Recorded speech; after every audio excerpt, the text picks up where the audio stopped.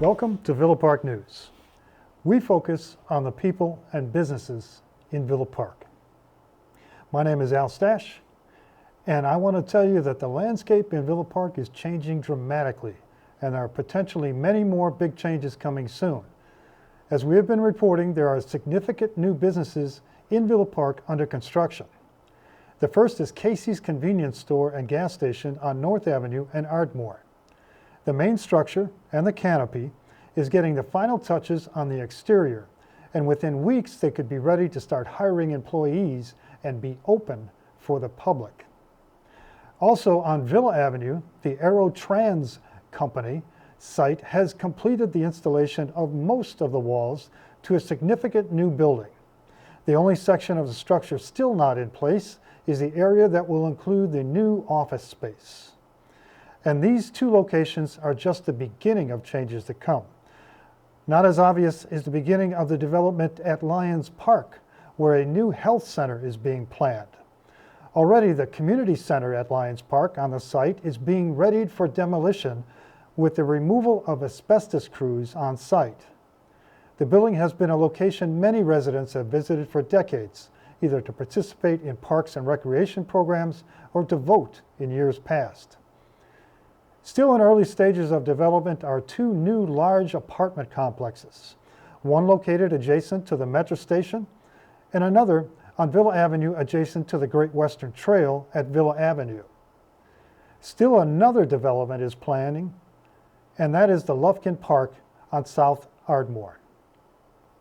But this is not all that is changing in Villa Park. A new winery is taking shape on Villa Avenue and Kenilworth, just east of Demito's. No word on when the site will be ready. Back on North Avenue, the former clothing store at Ardmore Avenue is being reconfigured as a dermatology business. Last Monday night, an amazing group of young ladies from Willowbrook High School were recognized for a historic series of accomplishments as the first ever girls flag football team at Willowbrook High School. The Lady Warriors finished their inaugural season undefeated in the regular season and went on to play for the Illinois State Championship, and they won. At the village board meeting, Principal Dan Krause spoke about the team's accomplishments. It's not too often you get to be a part of something that's the first ever in existence at a school that's been in place for more than 60 years. And this group of individuals has certainly exemplified that and demonstrated that in every aspect of who they are as Willowbrook Warriors and as flag football players. The coaches for the girls flag football team then highlighted more about the season. So these girls showed up.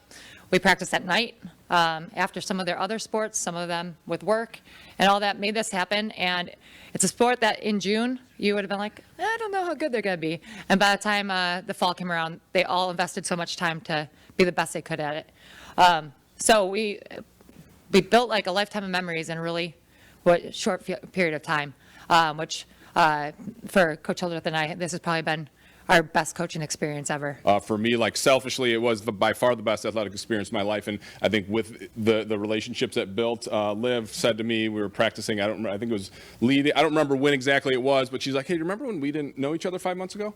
And I'm like, yeah, like life was way worse then, because this just presented itself in that way to selfishly give me the opportunity to connect with a very different group of student athletes than I normally get to. So I very much appreciate that and what it is, and as Coach Carroll said, there's no better group to like take this and drive it forward. And it's something you as a village are going to see for years and years to come.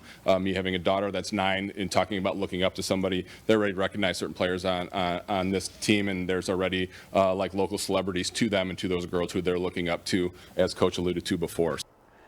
Finally, a member of the team addressed the audience. This has been by far the most special, most unique, and just best experience I've ever had, both in my high school career, but also just in general.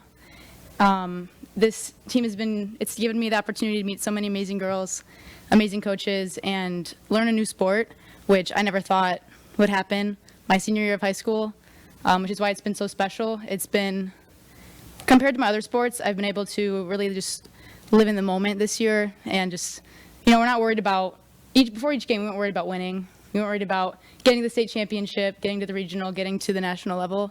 It was just, we're here to have fun with each other and learn the sport, build the sport for the future of the girls in our community. So thank you so much for having us here and giving us that opportunity. We are planning to bring all of the tournament video we can find to a streaming channel available for everyone to relive the accomplishments these young ladies had in their first season. More details will be provided in our next news report. DuPage County State's Attorney Robert Berlin and Villa Park Chief of Police Michael Rivas announced that a male Willowbrook High School student has been charged with 2 counts of disorderly conduct, which is a Class 4 felony, for allegedly making threatening statements directed at Menta Academy Midway. The juvenile, who lives in Villa Park, appeared at a detention hearing where the court ordered that he be placed on home detention with electronic monitoring. Earlier this week, the Villa Park police responded to a local hotel parking lot for the report of a domestic disturbance.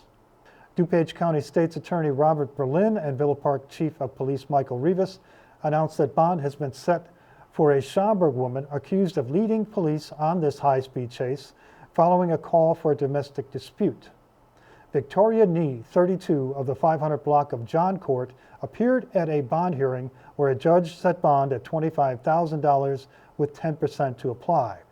Nee is charged with 1 count of aggravated fleeing and eluding police officer, a Class 4 felony, and 1 count of possession of a fictitious ID card, also a Class 4 felony. That's my report for this week. I hope you had a great Valentine's Day. I'm Al Stasch, and this has been your Villa Park News.